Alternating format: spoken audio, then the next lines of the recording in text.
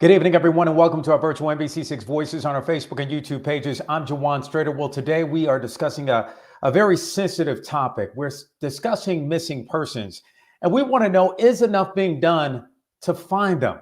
The recent case of Gaby Petito sparked millions of people across the country to focus on missing persons that were not getting the same attention as her disappearance was.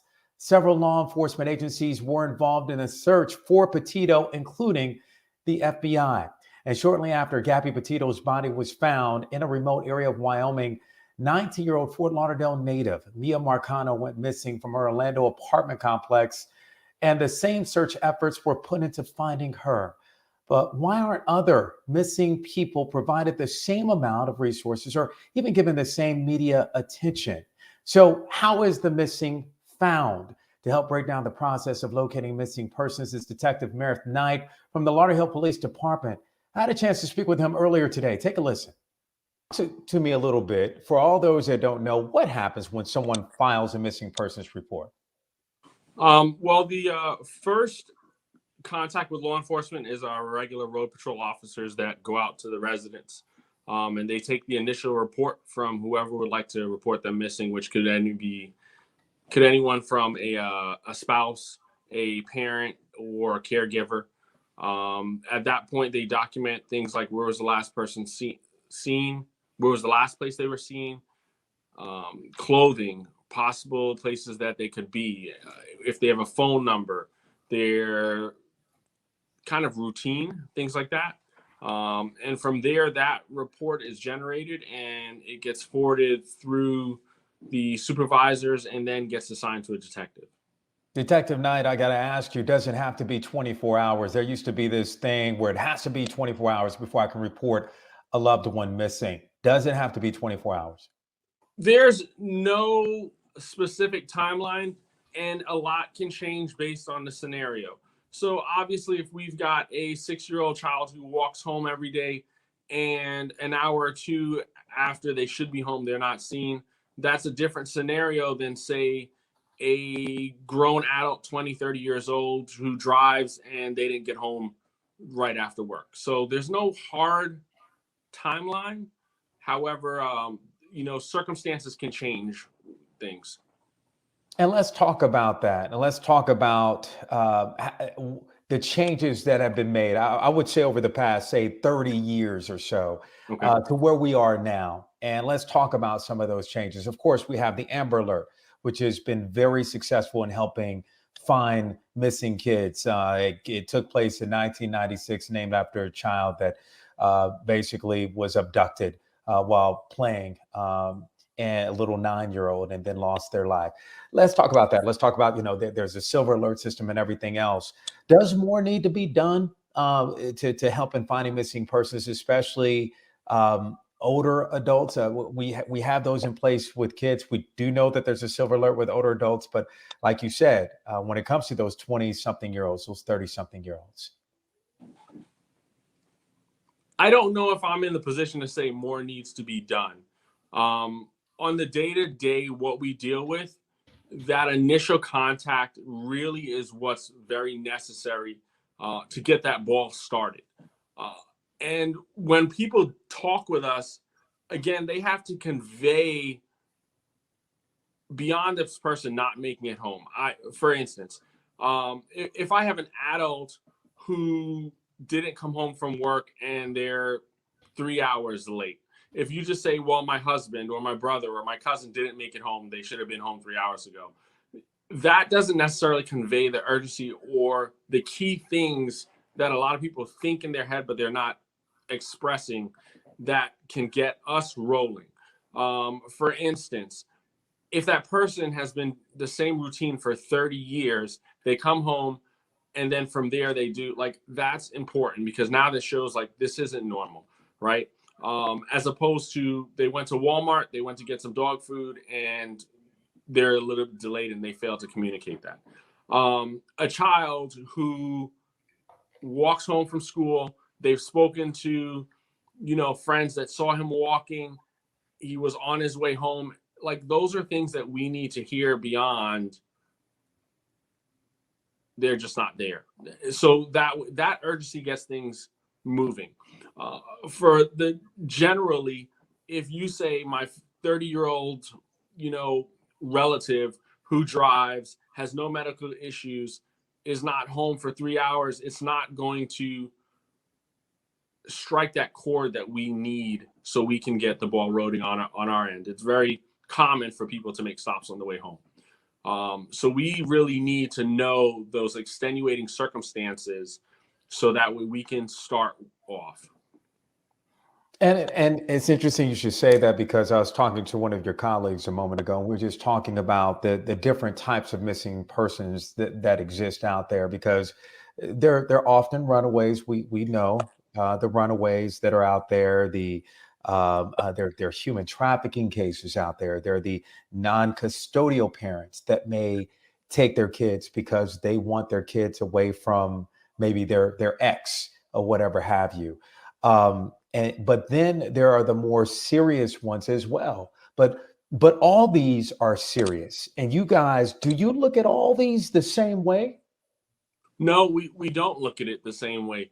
And what allows me not to look at it the same way is basically what I was explaining before, is that information in that report that was conveyed to the initial officer, so that way we can look at them differently. Okay, so you can look at them differently. So I'm curious, because if I'm a parent, detective, and I have a teen, and just like you said, a teen, or a loved one. You said 3 hours, so let's go ahead and take it a little bit more. Let's say 10 hours. Let's say 15 hours, and I have a loved one. And you look at them differently. So when you say differently, what do you mean by differently? Because if I'm a loved one, I'm looking for them.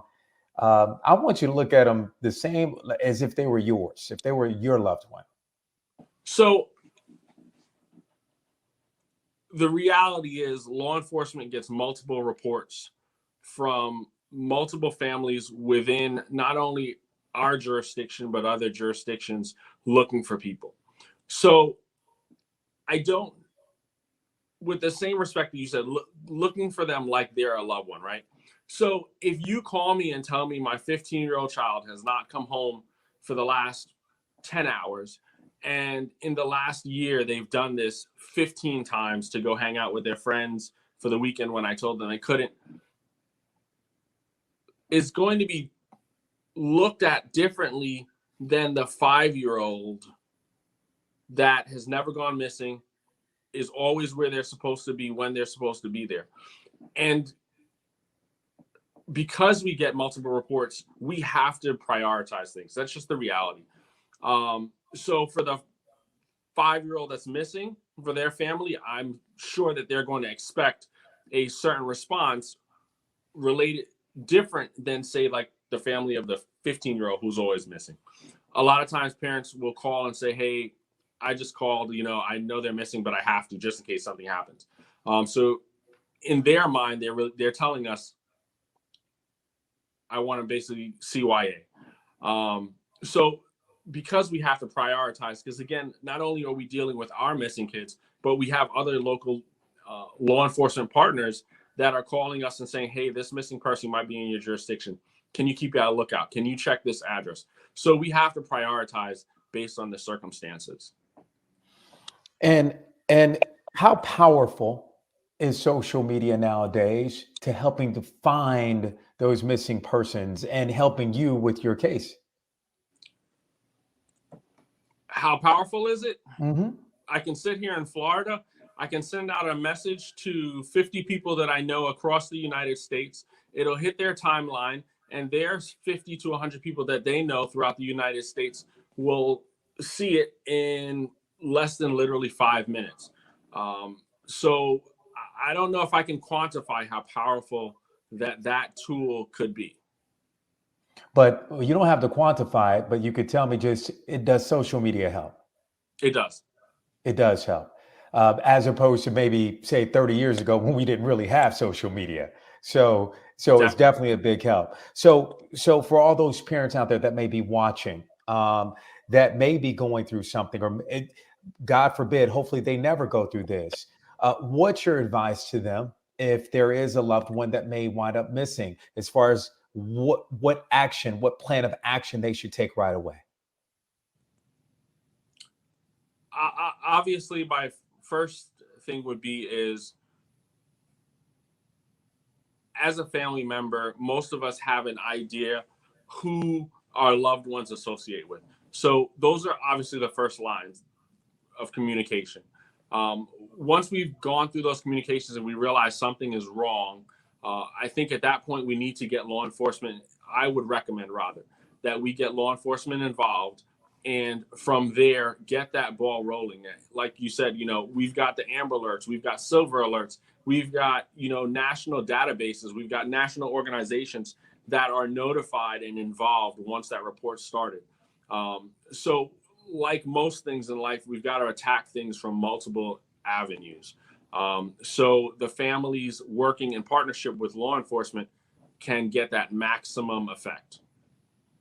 And I know this does not impact you directly at all, but there, of course, there was concern nationwide when you saw the attention that maybe one missing person was getting in the beginning, and that was Gaby Petito, but who was definitely involved with social media a lot, and then you had Miya Marcano and the attention she was getting. I wanted to ask you, from what you've been able to see over the years, i- is there a difference in the way, say, people of color are covered as far as the attention that they may receive, as far as when they're missing, when they go missing, as opposed to those that aren't of color? What's your take on this as a detective, someone who's in this business, who does this each and every day? So I can say in my short time in law enforcement, which is going on almost 20 years total, investigating missing persons on and off for the last 5 to 6 years, assisting with numerous homicides, and working several other cases. In my community, I have seen no disparity based on color as a only, if that's what you're only looking at. I've seen no disparity in terms of the way cases are. In my experience, what I've seen is each case is evaluated individually for its merits, and each case is given its due based on that. Detective Knight, thank you once again for that conversation. That again was Detective Knight, and we appreciate him for joining us for the conversation. Joining us now, 23-year-old Jaytwan McNeal was last seen in Oakland Park, Florida on September 20th. Well, today his mother, Bridgette Simpkins, joins us to share her experience in looking for her missing son.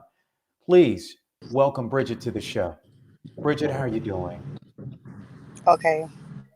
Thank you for joining me tonight. I know we were having some technical difficulties, but we got you up. First and foremost, I just want to ask you, any updates to your son's whereabouts at all? No, me and my family has been getting phone calls saying that they think they saw him. It's been like it's been a show. I get phone calls 7, 8 o'clock in the morning. Then when we go on the lead, we still haven't seen him. It's not the person that we're looking for. So no, we haven't heard anything. And Bridgette, can you tell us what may have happened to your son? Tell us about what do you know about when is it that you got alarmed and decided to go ahead and call the authorities to get involved? What happened? Um his boss from his job that he was working at, she called me on a Friday and she said that J1 was missing ever since Monday. So I kind of got alarmed because I'm like, okay, if he was missing Monday, why didn't you call me on Monday? She was like, well, I had to get in contact with you. I didn't have no way of getting in contact with you. When I found out that Friday, everything just flipped. Like my head, everything just flipped. And it's like being out there trying to find answers. It is so hard to try to find answers when no one is giving you answers. Um, I had got like 3-4 different phone calls from 3-4 different detectives. And then finally, I got a detective that's on the case who's been on the case for the past week. And he's been updating me, letting me know what they've been finding, his findings of what they've heard.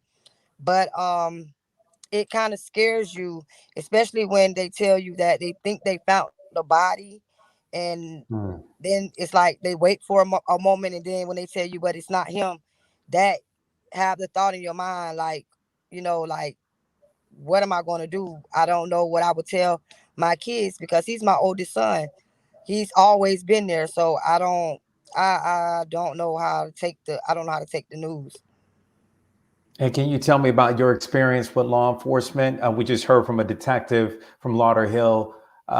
You heard him talk about how it is working in the unit. What has been your experience with law enforcement as it relates to your son and finding him? Like I said, at first it was kind of confusing because I had like 3-4 different officers call me. I had BSO call me, then I had another BSO officer call me, and it was like someone was working the case, and then 2 days later someone else is working the case, then 2 days later someone else is working the case, and finally I got one officer that's been working the case, and he's been consistent. He's been calling. He's been keeping me updated. He's been telling me everything that he knows, that he's been getting into, like what he's finding out. It's just the wait process. When they tell me that they found the body and they got to go identify it, that is one of the hardest things that you have to wait for and listen for, because you don't want them to tell you that they found his body somewhere and it's your child. What can you do? Like, I, I'm like baffled. I'm thrilled about the whole situation. Do you believe enough is being done to locate your son? Do you believe enough attention is being given to finding Jaytwan?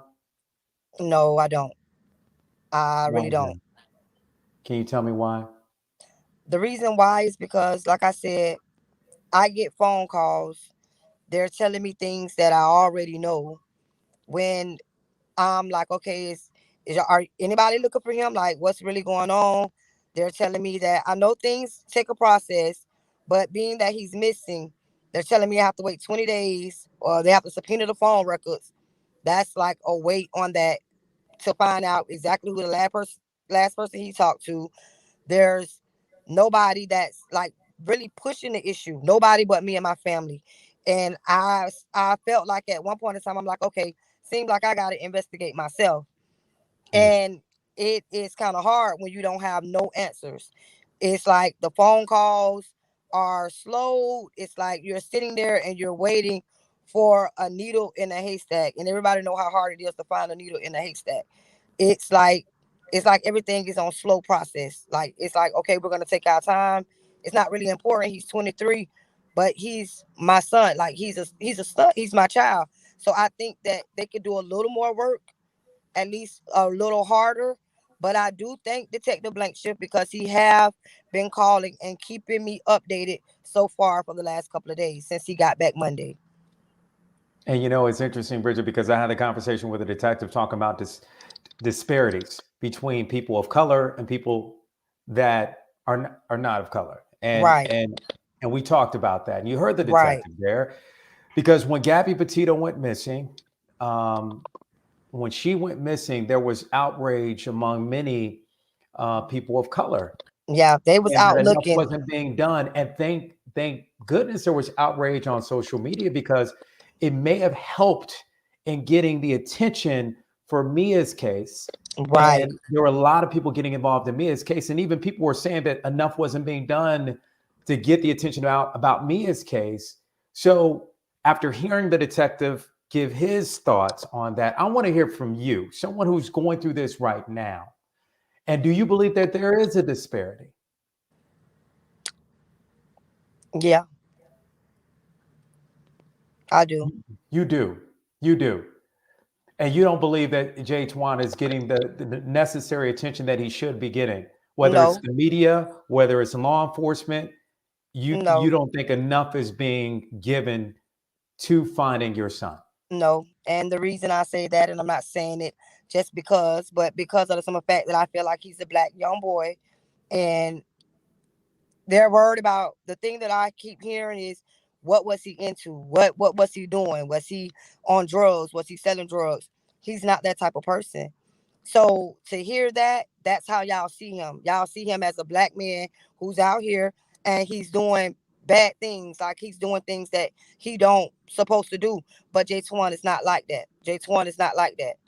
Even though, yes, he did graduate from high school, he didn't make that choice to be out here on the streets trying to sell drugs. Jaytwan he's very consistent on everything. His thing is, Mom, I'm gonna get me a job and I'm gonna take care of my family.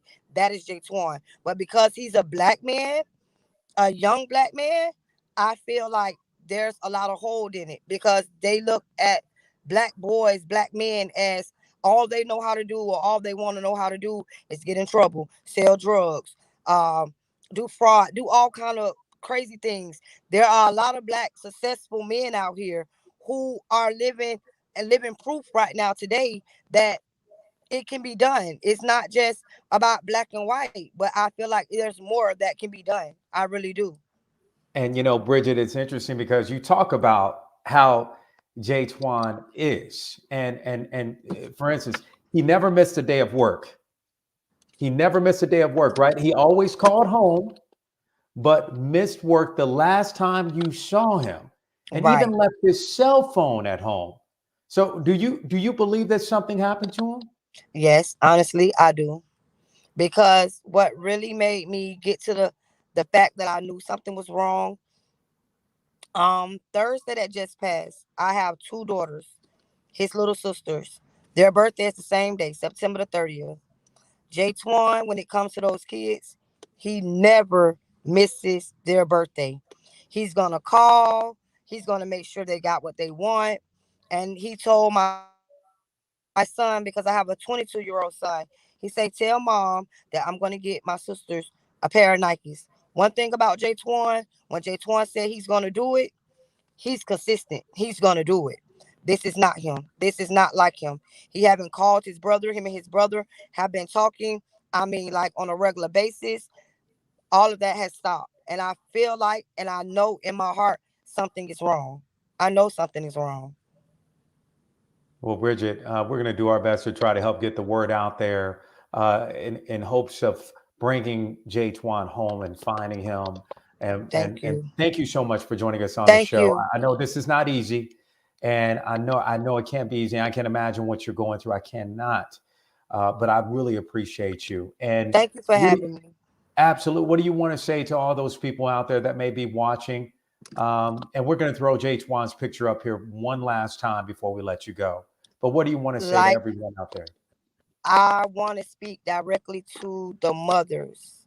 Mothers, be more into your sons and your daughters and your kids' lives because you don't know when the last time you will speak or talk to them. Not try to be as much involved with them as much as you can. Try to find out what they have going on. Try to see what's going on in their life because things like it's not a way of living. It's not. Bridgette, It's thank not. you. Thank you for joining us on the show. We appreciate you. Thank you. Thank you. All right, well, moving on now. The Jimmy Ryce Center was established here in South Florida after a man kidnapped, raped, and murdered little 9-year-old Jimmy Ryce back in 1995. His body was later found, and his killer confessed to the crime. The foundation was created by Jimmy Rice's father, Don Rice, who dedicated his life to finding missing children. Well, today the center donates bloodhounds to law enforcement agencies around the world to help locate missing persons. Here with me today is Terri Lynn, the managing director of the Jimmy Ryce Center. Welcome to the show. Good to be with you, Jawan. It's been a very emotional past 20 minutes listening to Bridgette. My heart goes out to her. I understand what she's going through. It's every parent's fear, but I think she got her message across loud and clear. And I think a show like this, devoting time, will help find a break in the case. And that's exactly what you do, what the Jimmy Ryce Center does is help. And one of the ways is by donating bloodhounds. So let's talk about that. How many bloodhounds have been donated since the foundation first began? We have donated since 1996 close to 700 bloodhounds. Those sweet little faces with all the drool, they're warriors. There's one of our officers with Buster. Buster's incredible. A few weeks ago, we were at Florida's Missing Children's Day, and there were 30 bloodhounds there with their handlers. 15 of them, there's that picture. 15 of those bloodhounds were all donated by the Jimmy Ryce Center. But I also want to say something about law enforcement. Yes. The canine officers who are attached with a dog, first they've made a decision to be in law enforcement. And then they've added responsibilities to their career by wanting to be a bloodhound handler. And my hats go off to them, to the dogs, to their handlers. They make a remarkable team. And there really is nothing on this earth that has the capability of finding a missing person, a child or an adult, like a bloodhound. They have a sense of smell that we can't even fathom. And they won't stop. If you give them something to smell, they won't stop until they've actually located the end of that scent. And I've seen it myself. I've been to training classes. I've seen what the dogs can do. And when Jimmy was abducted on September 11th, 1995, bloodhounds were not available in the area of South Dade where he lived. And his parents, Don and Claudine, always felt that if a bloodhound had been available, that dog would have found Jimmy. Amen. Amen. And that just talks about some of the changes that we were referring to a little bit earlier in the show that have come over the past few decades. And the bloodhounds actually are being used, from my understanding, in a search for Brian Laundrie, which happens to be a suspect in Gaby Petito's case, correct? I do know for a fact that they were being used to find and search for Brian. I don't know about Gaby, but I do know for Brian because I did speak to some of the officers. It's grueling out there, and it's hot, and it's muggy, and it's Florida. So you have to be considerate of how much the dog is capable of, and also how much the canine officer, who's a law enforcement officer, can handle. But they are remarkable, and these people just give it their all, and they don't stop, and they train all year. They go all over the country to different training facilities to be the best that they can be. They go through swamps, they go through creeks, they go through woods to help track down a missing child or adult. And let me say something, the bloodhounds, they don't distinguish between color. Amen. If somebody's missing that bloodhound, if that person is out there, I know for a fact the Jimmy Ryce bloodhounds will find him or her.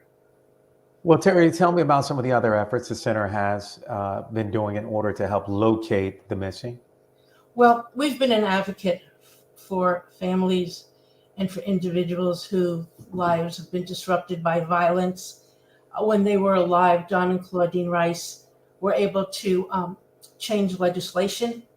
When Jimmy was missing, people were putting up posters in the post office and at federal buildings, and they were being torn down because it was illegal to post a picture of a missing child. Well, President Clinton signed an executive order, and he outlawed that. So that was pretty remarkable.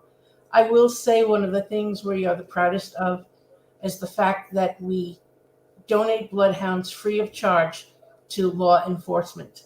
Each bloodhound costs us $1,000, and we have a wonderful public out there who donates to us. If you have an organization or a loved one, we can even name the dog after somebody that you designate. One of the dogs we have in Fort Myers, Maggie, was named after a woman who just felt that our organization really was true to our beliefs, and she donated the money, and Maggie is just remarkable. And all of these dogs make us proud. I would like people to go to our website, jimmyryce.org. There's lots of information that you can share with your children.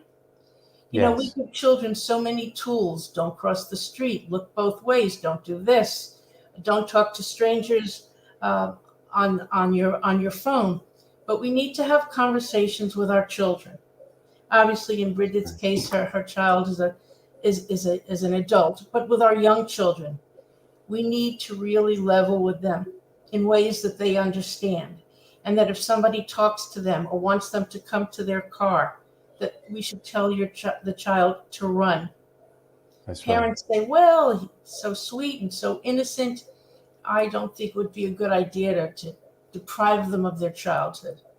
Claudine and Don always said, we always told Jimmy what to do if the stranger tried to abduct them. Yeah. But we never told them what to do if that person had a gun. And in Jimmy's case, unfortunately, tragically, the person did have a gun. But I want to leave everybody with one message. You tell your child to run, and scream. Our kids are very savvy. They understand these messages. And we love reading stories and seeing stories in the news where a young child was able to escape or avoid further danger because they were smart and they made noises and they screamed. They did some great words of advice, Terri Lynn, and thank you so much for all you do with the organization and locating the missing. We appreciate you, and we appreciate the organization as well. Thank you so much. That means so much, Jawan. Thank you so much. You got it. Well, ladies and gentlemen, this week's Voices is dedicated to Miya Marcano and her family. The family released a statement extending a heartfelt gratitude to every single person that came to search, said a prayer, sent donations, and they went on to say that her light will never dim and her name will never be forgotten. We just want to say that, Miya, we will make sure your name lives on. Thank you for watching.